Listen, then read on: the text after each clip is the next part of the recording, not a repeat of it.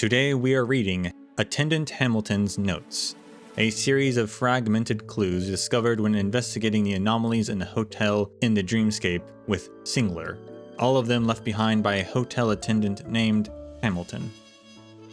Part 1. This moment is finally here. Before I entered the dream today, the shift lead found me and had a long, earnest chat with me. He spoke too fast, and I couldn't catch most of what he was saying, but I still sort of understood what he was trying to tell me. He feared that I would be in grave danger when I entered the dream this time. If I can't complete the mission successfully, the family will surely banish me from their ranks. He even said that he really appreciated me, that there were few young people like me who were this low-profile, hardworking, and industrious, and he hoped that I would pass the trial without a hitch.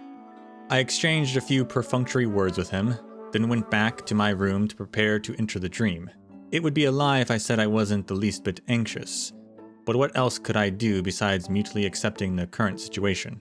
I closed my eyes and forced myself to take a nap, the dreamless kind. To be able to do that thing, I would have to be in optimal condition, physically and mentally, no matter what. Part 2. I entered the dream and woke up in the Reverie staff dorms like usual. But the feeling of everything around here was oddly strange. The people around me seemed to notice something, and I felt that their gazes cast toward me were somewhat peculiar. Of course, it could have all just been in my mind, but who knows.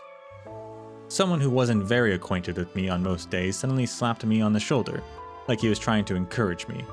But I didn't even remember what he worked as. A dreamscape motivator? Damn it. It was like my memories were erased by someone. Jeremy and I traded a few lines, mostly about those recent strange happenings in the hotel in a dreamscape. Paintings suddenly appearing, musical instruments attacking guests, and such. It all made me somewhat nervous. You know, it's strange. He was the closest to me, yet it felt like he completely didn't know what I was about to face today. I even forgot to tell him before. It's fine. This is good too, one person fewer to worry about. I changed into a jet black outfit. Black makes me feel safe. I waited for a while at the dorm, so anxious that I couldn't even sit still. God knows how many times I paced the room. And then I heard a knock on the door. Part 3. This was so surreal to me. I finally had a chance to meet face-to-face with the Lady Shiobin. She is a prominent figure among the Iris family, her position only second to the head. I heard from others that she preferred solitude, and seldom showed herself. To think she was going to be appearing under such circumstances and to interact with a lowly lackey like me. I was extremely nervous initially with all my words stuck in my mouth, but Lady Shiobin's words had a certain charm to them, which quickly settled my nerves. She explained plenty of important matters to me, that the hotel in the dreamscape was recently experiencing anomalies. The efforts that the family made to combat this phenomenon, what us attendants should be watching out for, etc., etc. She was extremely fastidious in her elaborations, and even I was miraculously alert, absorbing every single word that she uttered.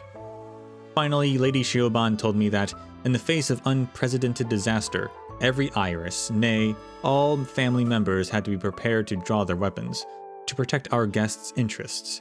We had to stand between them and every horrific event that could present the slightest threat. To be honest, I really didn't know if I was ready. Part 4. I did it. Praise the Great One, I managed to secure my job. I could even call myself an Iris. The entire ordeal was intensely harrowing. I tried 3 times, failing within 5 seconds on the first 2, but with the final attempt, it was a miracle that I actually pulled through. Relying on some meager strength of harmony, I resonated my thoughts with that blasted plate and that disgusting piece of sponge. I held on for 20 seconds, successfully making that plate spick and span. I even used my telekinesis to turn the tap on and rinse the lingering soap bubbles on the plate. All around me were applauding, and I thought I spied Lady Shiobin from the periphery of my vision. Having completed this step, I wouldn't just be some insignificant trainee any longer. I was now a proud member of the Iris family, now and forever.